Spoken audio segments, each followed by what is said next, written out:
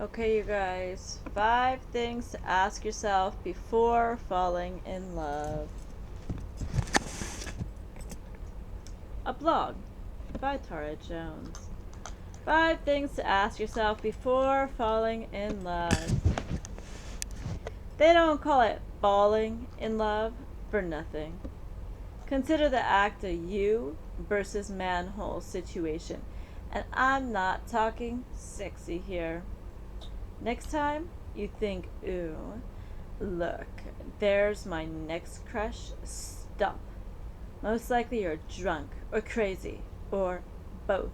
Take this moment to do a self-intervention. I like to shout it out loud with no explanation. Intervention! But you do it internally as well. Respond how you would when you were approaching a bear or a wildfire, or a bear running from a wildfire. You need to stop, think, and then respond. STR, stir. Think of it like a mental marinade. Stir, pour, and let it simmer. So here it is. The 5 questions to ask yourself before falling in love. Are you trapped in a small town or area? If you're limited to a few stragglers, there's a phenomenon that occurs that sways your perspective. The medical term for such a phenomenon is called desperation. You see, when people are limited, you start to hallucinate things that you wished existed, sort of like how people in the desert spot an oasis that isn't actually there. People who are, in most cultures, considered attractive become attractive in comparison. Their jokes become funnier, their comments deeper, and all in all, they're disproportionately attractive package deal.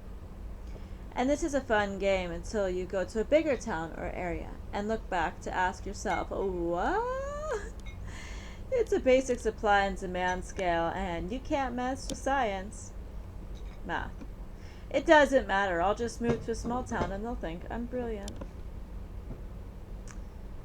2. What is your current sobriety level? Pop quiz. Could you A, pass a pee or a breathalyzer test, or B, begin drunkenly chasing around children while asking them to breathe/pee into this can?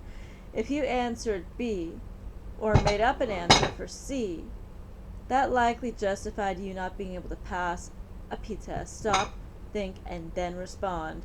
You are in no mindset for falling in love. You've probably told the bartender and the toothless regular that you love them 7 times. Go home. 3. Does your crush look like another crush? Something I've noticed is the sexy by degree of separation syndrome that happens between your initial crush and the next person that happens to look like your original crush. Chances are there is at least some legitimate, not completely shallow reason for you having the original crush. However, the next person that looks like your crush loses all subjectivity and becomes a Polex to your Rolex, a cheap knockoff. And while this may seem like a good idea at the time, when you found them in the trunk or under an alley blanket, being as they may be cheap enough for you to take them back home, you are not, at this moment, settling for quality goods. Also, in either scenario, you are chancing fleas and a serious skin rash. To take it to an either farther degree, and I've done this, it's where you start noticing the person who looks like the knockoff to your original and develop a crush on them. This is crazy. Don't do that. 4. Have you recently gotten out of a horrible relationship or date? We've all had bad dates and relationships. Hopefully, if not, you're sincerely missing out. Between the stage 5 clingers, the emotional faucets, hot, cold, and the truly bizarre, dating can be nothing short of a complete carnival. Emphasis on the carny. Stop.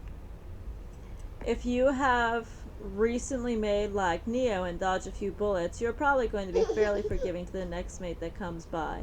Sort of like how when you're stuck on a raft at sea, you aren't going to be particular about the next rickety ass helicopter that comes by.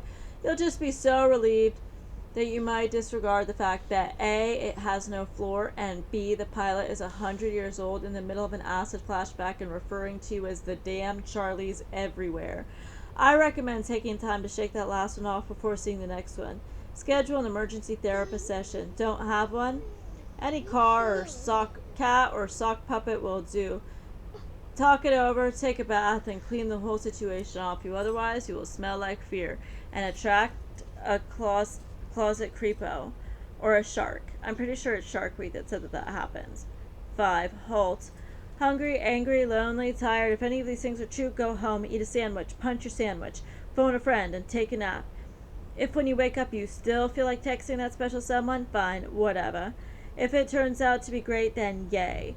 That's one less Valentine's Day VD for sure that you have to spend talking about how it's just a corporate holiday anyway and how half of the marriages end in divorce.